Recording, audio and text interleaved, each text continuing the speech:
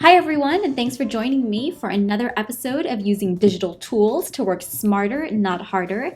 Today we're going to be taking a look at Evernote and how you can use it to sync your notes across all devices, study anytime, anywhere. Let's begin.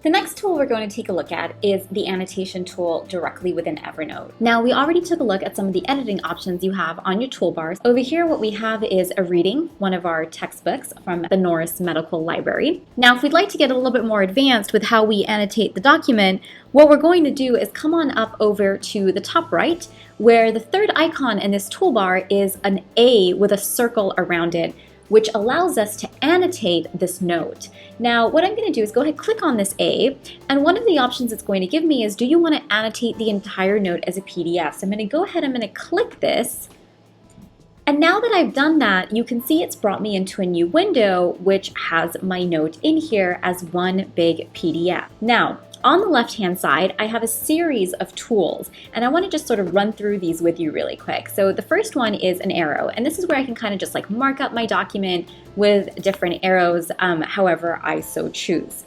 If I would like to delete one of these, all I have to do is click it, and you'll notice it becomes blue. I then just go ahead and tap delete on my keyboard. So I'll just go ahead and I'll delete both of these. And we could do another annotation, we can come back, we can even close out the note, and we'll still be able to delete items or add items whenever we want.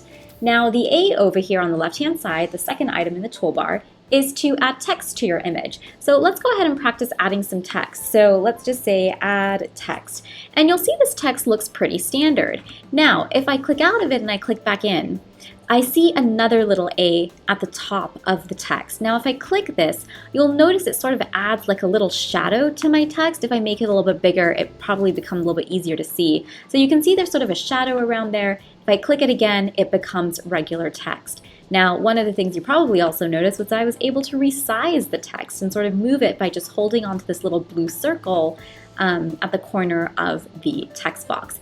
I can also go ahead and move this wherever I want it to go, and again, like all the other ones, I can delete this as well. The next tool I'd like to show you is the Shapes tool. So over here, if I click on it, I have a couple options for some of these different shapes.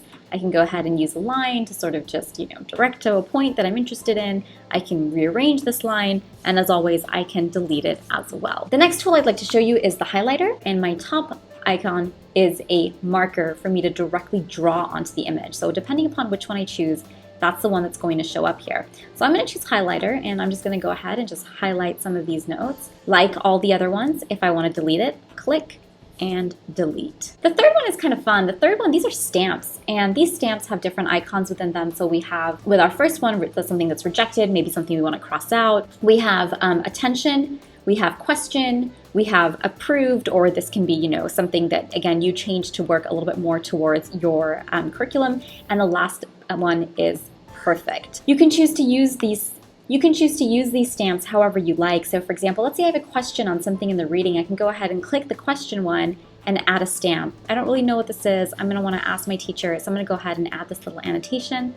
You'll notice on the right of the stamp, I have a little A sign, which means if I click it, I can go ahead and say, maybe I shouldn't say question because I already know. I'm going to say ask Professor so-and-so. Now the bottom two are interchangeable depending upon what it is that we're doing over here. So let's say I'm in my highlighter and I don't want yellow. Maybe I want to use different colors for different concepts. So maybe the color that I want to grab is this pink color over here. So I can now go ahead and I can now highlight items in pink.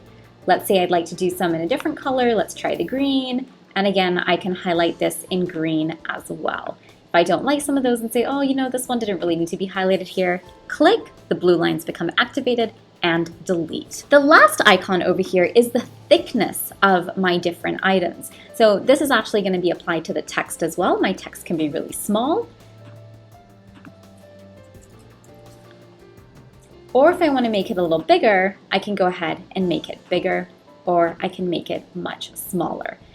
The same goes with the width of the highlighter as well. Let's say I want it to be really thick. I can go ahead and I can make something really thick, or I can come up top. Probably don't want to make it too thin. Maybe I pick the second one and make it a little bit thinner than what it was before. Last but not least, at the bottom over here, one of the things we have highlighted is include annotation summary.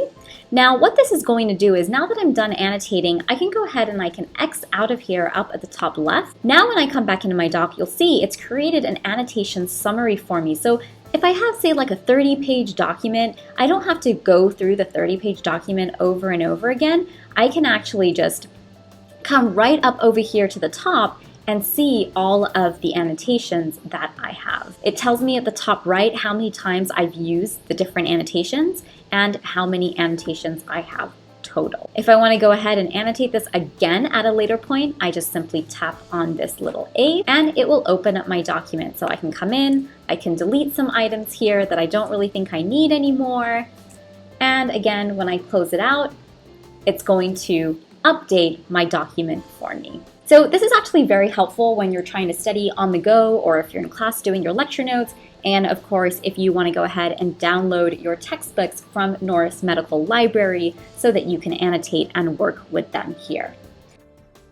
As always, if you have any questions or concerns, feel free to email me or come see me anytime. As always, remember, work smarter, not harder. Till next time.